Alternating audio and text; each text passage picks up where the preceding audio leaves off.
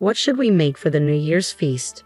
It's that time of year again. I'm mused. I'm Sherry, a 31-year-old professional. Most of my female colleagues have left the company for marriage or childbirth, leaving just one single woman and one married woman besides me.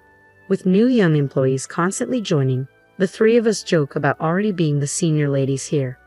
I've reached a supervisory role, but advancing further seems tough. Still, I'm content, working for a stable company, earning a decent salary, and enjoying time with my colleagues. My husband, Kevin, is 2 years younger than me and is climbing the corporate ladder smoothly, well regarded by his bosses. Both of us work full-time, and since we don't have kids yet, we live a comfortable life. We're usually frugal, except for special occasions like vacations or birthdays. Neither of us is into brand name stuff, and we don't have many material desires, preparing for the possibility of having a child and enjoying life together. If we don't have children, we'll save money and live happily regardless. As soon as Halloween ended and the city transitioned to Christmas decorations, I started thinking about the new year. Every year, Kevin and I prepare a New Year's feast and drinks to bring to my in-laws. Somehow, this has become the norm. The first New Year's after we got married, my mother-in-law asked me to pick up a ham she had ordered. It turned out she hadn't paid for it yet. I brought her the ham, but she didn't mention the money. I assumed she would settle up later, but that never happened. When my husband casually asked her about it, she said she was busy and would handle it later. Then, when my husband wasn't around, she remarked, "You can at least pay for the ham, right? After all, we are the ones preparing for New Year's here." I wouldn't have minded paying, but the way she said it without even a thank you was irritating. We had already bought drinks and snacks as she had requested, and even brought New Year's gifts. It's an hour away by car, so I can't stay overnight. I wondered what preparations were actually needed. If she had said she was making a homemade feast, I would have been impressed, but she had just bought everything from the store, and there were no New Year's decorations. I convinced myself that hosting is hard work and decided to let it go. The following year, my mother-in-law asked us to bring not just drinks and snacks, but also the entire New Year's feast. We complied, thinking it was only a few times a year that we visited my husband's parents. When we arrived, his sister and her husband were there too. They ate so much that it was no wonder they were that size. The feast disappeared in no time, and I barely got any. "Next time bring more, we are here for 3 days. This isn't enough," my mother-in-law said. "Oh, this seems a bit scant, don't you think? Make sure to bring more next time," my sister-in-law added. I gave a non-committal nod, overwhelmed by their energy. My husband gave me an apologetic look. You see, my sister-in-law and her husband never bring gifts when they visit, not even for New Year's. They gulp down drinks like water, never even bringing a can of beer, and don't give anything to our parents or us. On the contrary, I always prepare New Year's gifts for my in-laws and my sister-in-law's family. According to my husband, his mom has always spoiled my sister-in-law, taking her everywhere and buying her anything she wanted. Maybe that's why they think they don't need to bring anything. I'm also surprised at how nonchalant my brother-in-law can be about it. They relax without bringing a gift, indulge in the food and drinks we prepared, and don't offer to help clean up. I couldn't imagine being so inconsiderate, and my husband would certainly offer to help if we were at my parents' house. "Just relax and sit," my mom would say. But I appreciate my husband's willingness when he asks, "Is there anything I can do?" Last New Year's, we received a shipment of crabs from relatives in Alaska. Knowing there was too much for just us, we brought some to my in-laws, where it became an instant hit. "You've really outdone yourself, sis. This crab is amazing," exclaimed my sister-in-law, ecstatic, anticipating they would devour most of it. I brought the crabs still in their shells.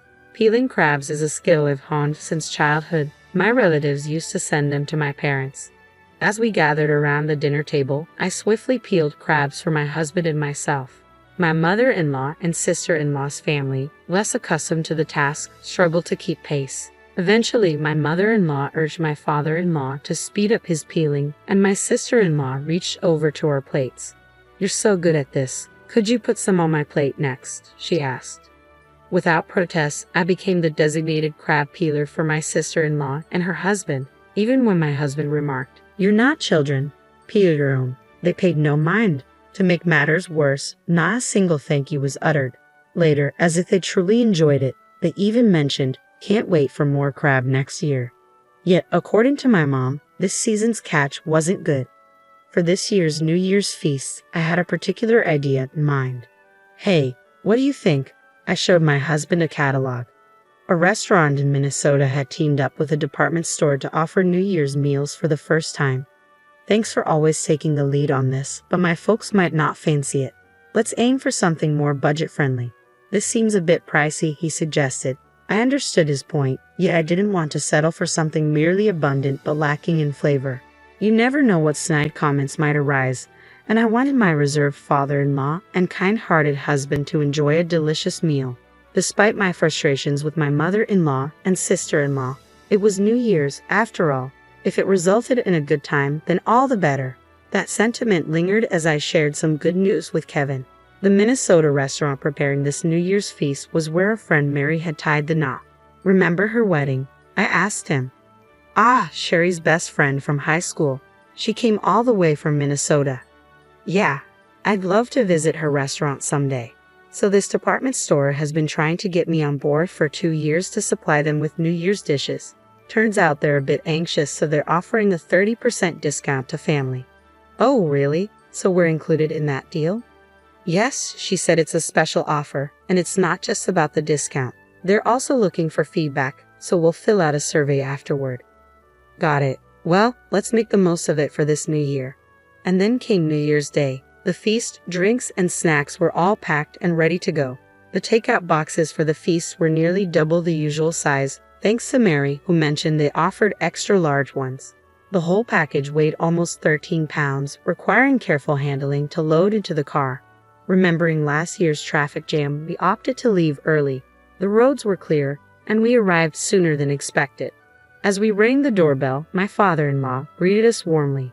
We exchanged New Year's wishes and stepped inside, but my mother-in-law was conspicuously absent. She might still be sleeping, my father-in-law apologized. I called her, but she hasn't come down. Is she not feeling well? I inquired. No, it's not that. It wasn't the crack of dawn, but here we were, all set to celebrate New Year's, and she was still asleep after asking us to prepare everything. I couldn't help but feel irritated. Exchanging frustrated glances, we sighed, realizing that complaining wouldn't change anything. I took over making coffee for my father-in-law. I knelt in the spot where everything had been, a routine my mother-in-law always requested of me. My sister-in-law likely had no clue about this tradition.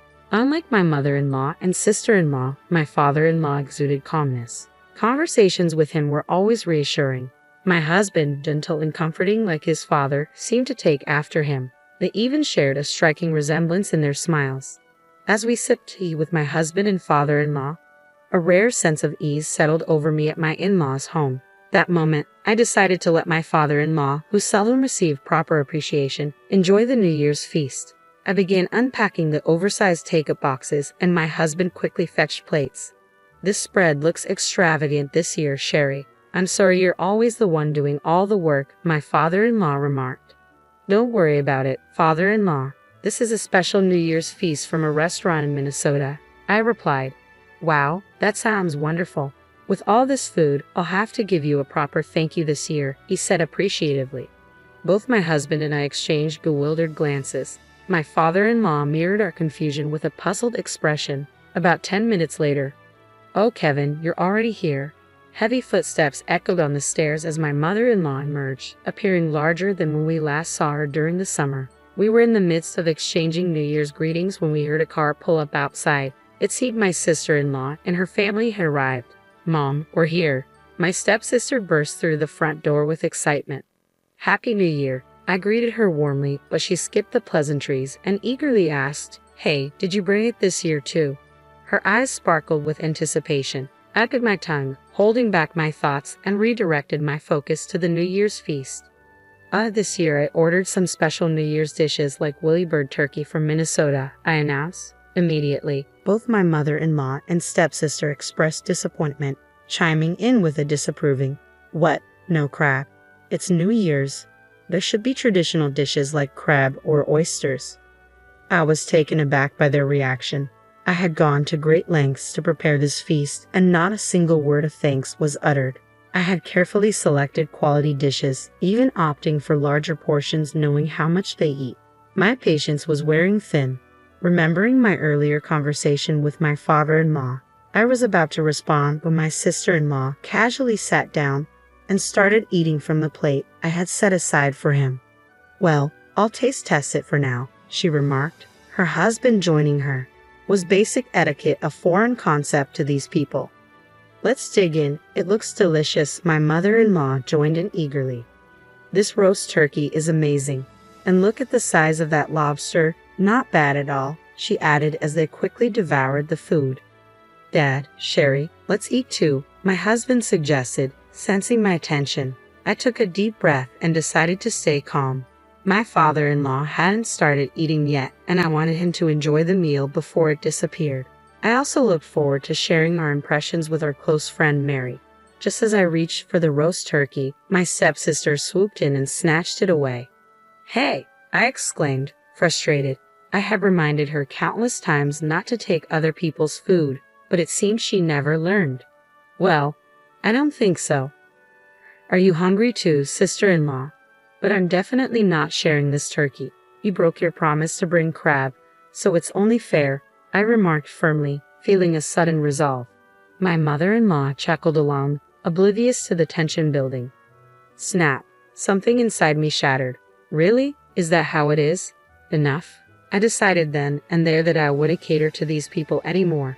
Just as I was about to act, my husband's voice cut through the air, rare in its intensity. "Enough is enough." Startled by his firm tone, my sister-in-law hesitated momentarily. "Let's go, Sherry," he continued, beginning to pack up the oversized take-out boxes. He methodically transferred the food from the large serving plates back into their original containers, and I quietly followed suit. "Well, what's going on? What are you two doing?" My sister-in-law and mother-in-law began to panic, but it was too late. As I closed the lids of the take-out boxes and placed them in a bag, my husband started gathering the drinks and snacks he had brought. We hadn't planned this, but our teamwork was seamless. All that remained was to load everything into the car. Turning around with a smile, I calmly stated, "Well, we're heading back to our parents' house. We won't be spending holidays or New Year here anymore." "What?" My mother-in-law and sister-in-law were taken aback.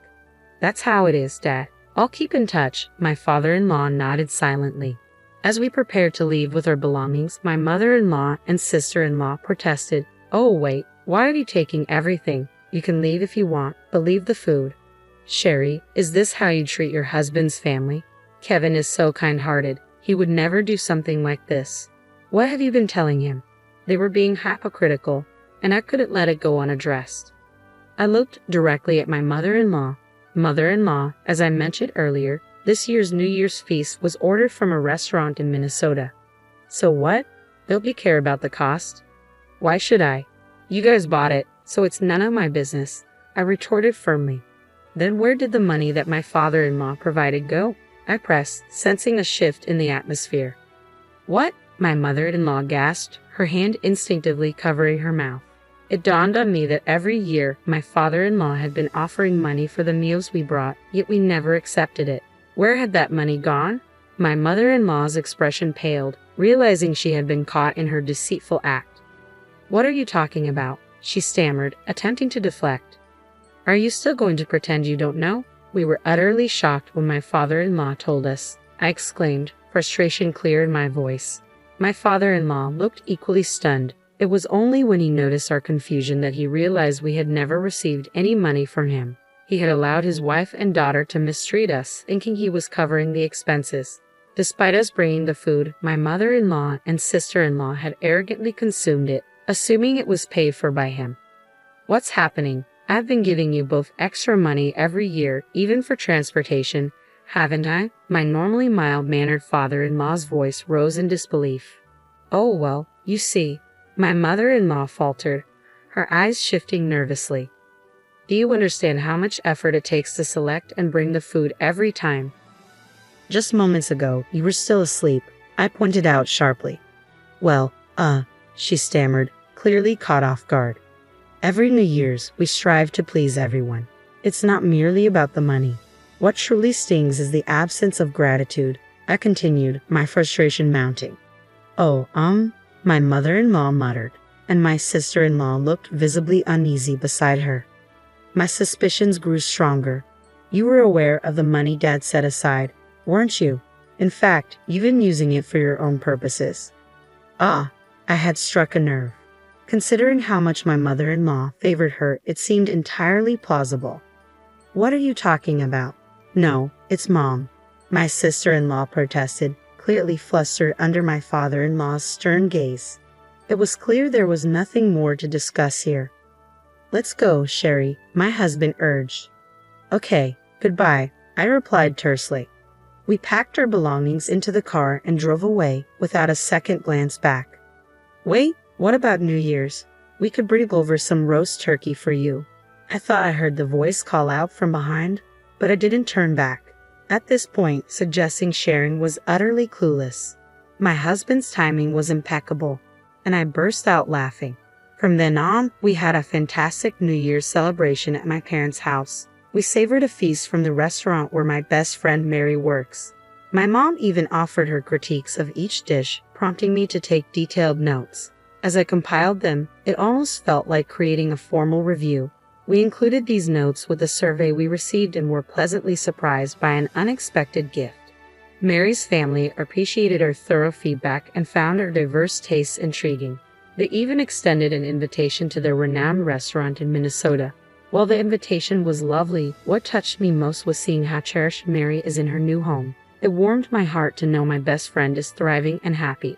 Regarding Kevin's family, it turned out my mother-in-law had been pocketing the money my father-in-law intended for us. She falsely claimed she had given it to us while she and my sister-in-law indulged in extravagant lunches at upscale hotels. Most of the funds were squandered on lavish meals. To make matters worse, more of my mother-in-law's financial dishonesty came to light, enraging my usually gentle father-in-law. She had underestimated him, assuming he wouldn't take issue with it. Now, she is facing the prospect of divorce. I was taken aback by this revelation about my typically calm and kind father-in-law. Perhaps it was his very nature that led him to be unforgiving about withholding money from his son and daughter-in-law. Basic courtesies like expressing gratitude and offering apologies were absent in my mother-in-law and sister-in-law's behavior. If only they had greeted us with a smile and a simple thank you. In hindsight, if we could have all enjoyed the meal together, the money wouldn't have been an issue. Despite their modest income, my sister-in-law and her husband had been living beyond their means, relying on my father-in-law's financial support.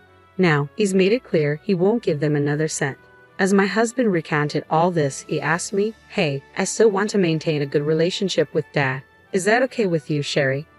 "Absolutely," I replied without hesitation. It's a shame we couldn't share our New Year's feast with him. Oh, since we received that invitation, how about we bring him along when we visit the restaurant?